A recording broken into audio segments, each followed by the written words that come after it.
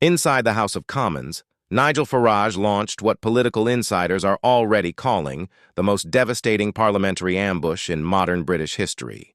The aftershock of what happened next is still reverberating through Westminster as we speak. Keir Starmer, the Prime Minister who promised transparency and integrity, was left visibly shaken at the dispatch box, his hands trembling as he gripped his notes. The footage, which you absolutely need to see, shows a leader exposed, caught in a trap he couldn't escape, with no prepared answer that could save him. But before we dive into the explosive details of what Farage actually revealed, you have to understand what led to this pivotal moment. This wasn't just some random parliamentary spat. It was a calculated, meticulously planned strike. According to 3 separate sources I've spoken to in the last half an hour, Farage has been sitting on this explosive information for weeks, waiting for the perfect moment to detonate it. One senior Reform UK advisor told me just 40 minutes ago, and I quote, "Nigel knew exactly when to strike. He waited until Starmer was at his most vulnerable, until the polls showed cracks forming, and then he went for the jugular." At 2:15 p.m. today, the tension inside the chamber was palpable. Labour MPs were visibly restless, still reeling from last week's disastrous immigration figures. The Conservatives were like sharks in the water, sensing blood. Then Nigel Farage stood up.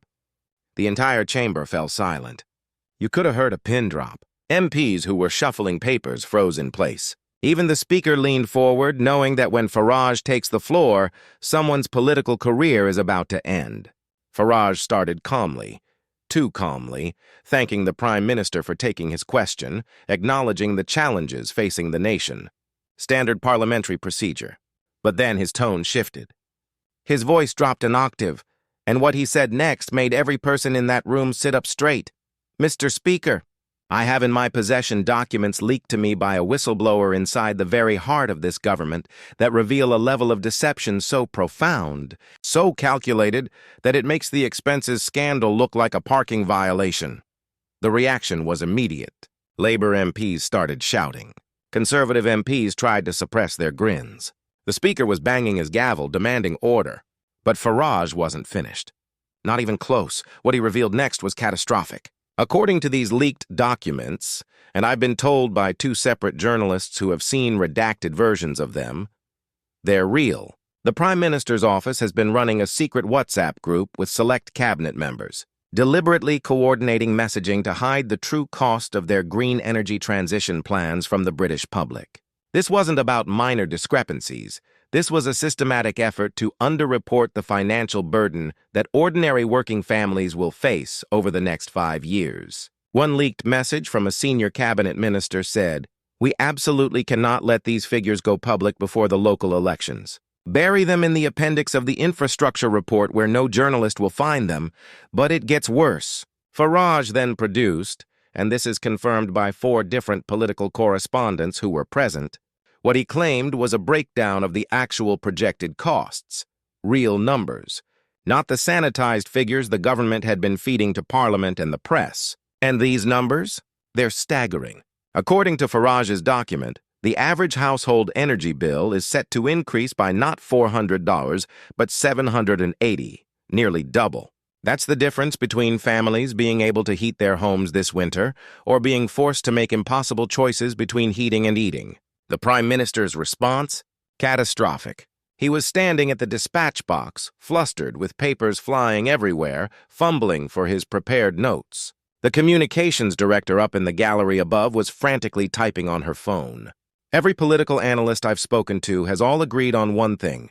They have never seen Starmer this rattled, this unprepared, this cornered. He began by describing Farage's claims as misleading. It's the standard deflection when you've been caught red-handed. But then Farage interrupted him on a point of order. And what he said next got the entire House on its feet in uproar. If I am misleading this House, then why has the Secretary of State for Energy Security and Net Zero deleted her official WhatsApp account in the last 45 minutes? Let that sink in.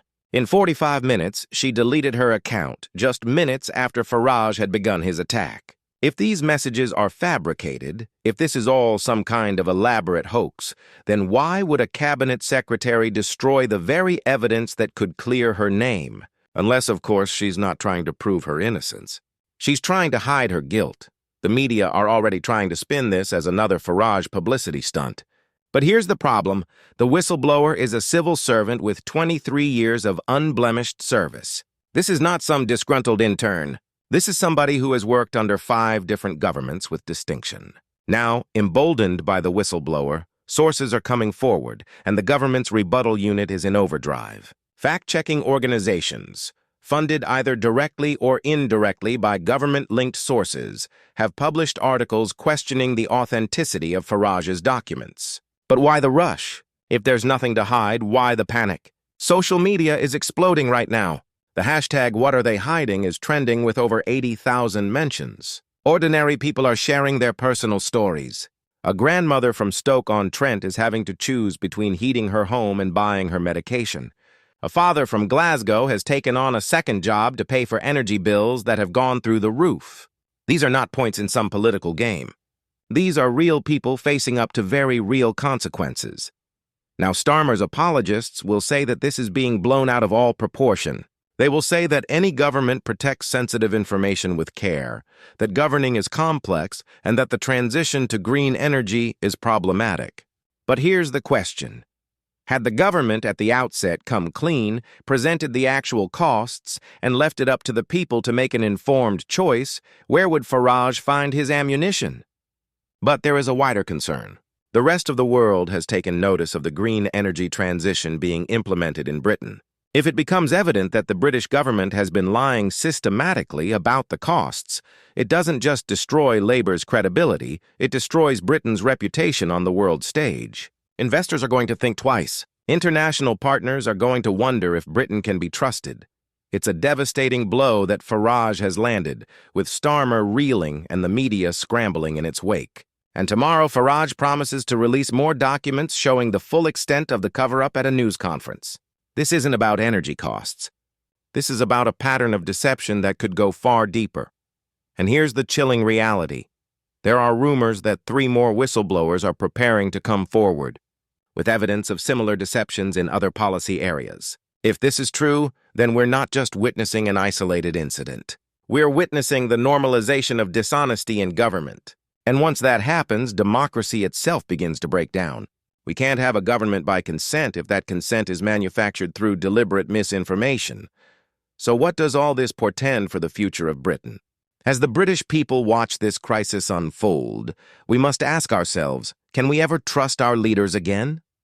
Will we accept a government that sees the truth as optional? A government that prioritizes manipulation over honesty? Everything will now be decided in the next 72 hours. Will the government come clean about their lie, or will they hide it by ordering a carefully managed inquiry so that the truth may never come out? The battle is far from over. As a matter of fact, it has only just begun.